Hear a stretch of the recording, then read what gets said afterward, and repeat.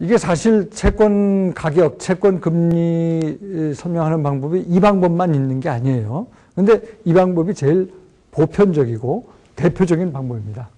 이런 방법을 우리가 에셋 마켓 어프로치라고 그러고 그냥 뭐 이 이름은 한번 들어두시고 넘어가면 돼요.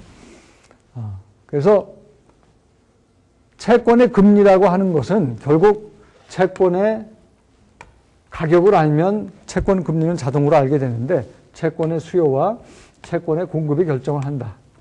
그러면 이제 가격을 알게 되니까 이 가격을 통해서 이것과 1대1의 역의 상관관계가 있는 채권 금리를 자동으로 결정하게 된다. 자, 그러면 이제 중요한 게 그러면 가격을 변화시키는 요인이 뭐냐? 채권 가격을 변화시키는 요인이 곧 채권 금리를 변화시키는 요인이잖아요. 그죠? 가격과 금리는 1대1의 상관관계가 있기 때문에, 물론 역의 상관관계지만, 그거는 이렇게 채권 수요 곡선을 움직이게 만들고 채권 공급 곡선을 움직이게 만드는 그 요인을 알면 돼요. 그래서 채권 수요 곡선을 움직이게 만드는 요인이 뭔지부터 살펴보겠습니다.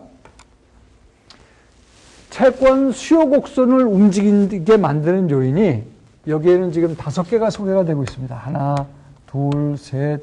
아까는 4개였죠? 근데 그거를 조금 더 확장해서 설명한 거에 불과해요. 자, 웰스. 내가 갑자기 로또가 당첨이 돼가지고 나의 그 웰스가 한 20억이 생겼어요. 그러면 그 중에 일부분은 채권을 사겠죠. 채권 수요가 늘어납니다. 채권 수요가 이랬는데 여기서 이쪽으로 움직여요. 수요가 늘어나요. 그죠? 수요를 늘리는 요인 하나, 웰스가 늘어나면 채권 수요가 는다. 자, 두 번째는 채권의 기대 수익률로 지난번에 조금 전에는 봤어요. 근데 채권의 기대 수익률에 결정적으로 영향을 미치는 요인들이 앞으로 미래 시점의 예상 금리가 어떻게 되느냐? 미래 시점의 예상 금리가 올라가면 채권 가격은 어떻게 된다고 그랬죠? 떨어진다고 그랬죠. 앞으로 미래 시점에 예상 금리가 오르면 채권 가격은 떨어지기 때문에 채권의 기대 수익률은 어떻게 돼요? 떨어지게 됩니다. 그 지난 시간에 배운 거예요, 이거는. 따라서 앞으로 금리가 오를 것 같다라고 하면 지금 채권 수요가 줄어들게 돼요. 왜? 채권 가격이 떨어질 걸로 예상이 되니까 채권 수익이, 기대 수익이 떨어질 걸로 예상이 되기 때문에 그래요. 그래서 앞으로 금리가, 예상 금리가 오를 것이다라고 예상이 되면, 이게 지금 올라가는 사인이죠? 채권에 대한 수요는 줄어듭니다. 그래서 여기에 있던 채권 수요가 일로 움직이게 됩니다. 아시겠어요? 앞으로 인플레가 올라간다라고 보면 어떻게 될까요? 인플레가 올라가면 채권의 명목금리가 올라간다고 그랬죠. 지난 시간에 배웠죠. 그럼 금리가 올라간다는 얘기예요. 앞으로 금리가 올라갈 걸로 예상이 되면 인플레 때문에 그러면 채권에서 손실이 발생하잖아요. 채권 가격이 떨어지니까. 그러면 지금 채권 사면 좋아요, 나빠요? 나쁘죠. 채권에 대한 수요가 앞으로 인플레가 예상될 때는 마찬가지로 줄어드는 거예요. 여기다가 채권 수요는 이렇게 줍니다. 나머지는 똑같은 얘기입니다. 채권의 다른 조건은 일정한데 위험 정도가 굉장히 많아졌어요. 굉장히 위험하면 사람은 일반적으로 투자자는 리스크 어버스라고 했죠. 위험 요인을 피하려고 해요. 줄어듭니다. 채권에 대한 수요가 줄어든다. 그죠? 위험하니까 그만큼. 유동성은 좋은 거라고 그랬잖아요. 금방금방 현금화가 됩니다. 유동성이 늘어나면 채권에 대한 수요가 어떻게 돼요? 늘어나죠. 이게 오늘 강의의 핵심이에요.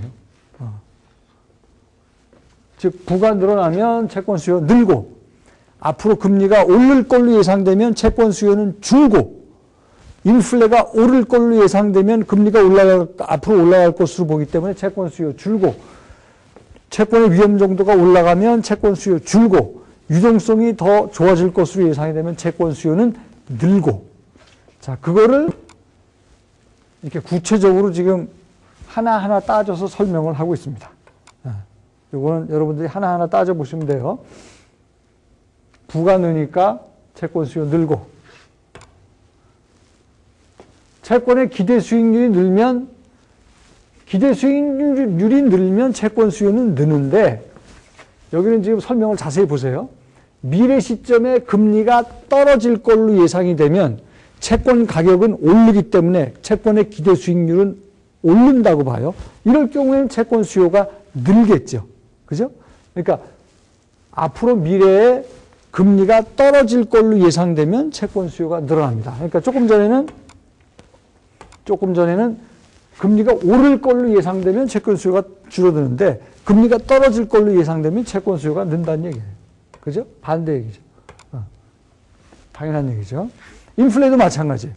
인플레는 어떻게 기억을 하시면 되냐면 인플레가 늘면 명목금리가 늘고 인플레가 줄면 명목금리가 준다. 그러니까 금리랑 명목금리랑 인플레가 늘면 명목금리가 늘고 줄면 줄고 그러니까 금리랑 연결시켜서 이건 기억하시면 되고요. 상대적으로 다른 자산의 기대 수익률이 오르면 상대적으로 채권의 기대 수익률은 떨어지겠죠. 채권의 기대 수익률이 떨어지면 그만큼 채권 수요는 줄겠죠.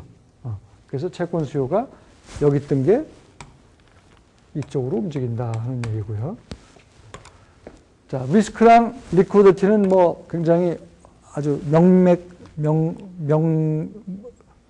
명백하기 때문에 이건 뭐 추가 설명 안 하겠습니다. 자, 그래서 그런 요인들 때문에 디맨드 커브가 이렇게 움직인다 하는 얘기고 여기까지 하고요. 쉬었다가 공급 곡선 얘기를 하고 그 다음에 이제 더 재미있는 얘기를 또 계속해서 하겠습니다.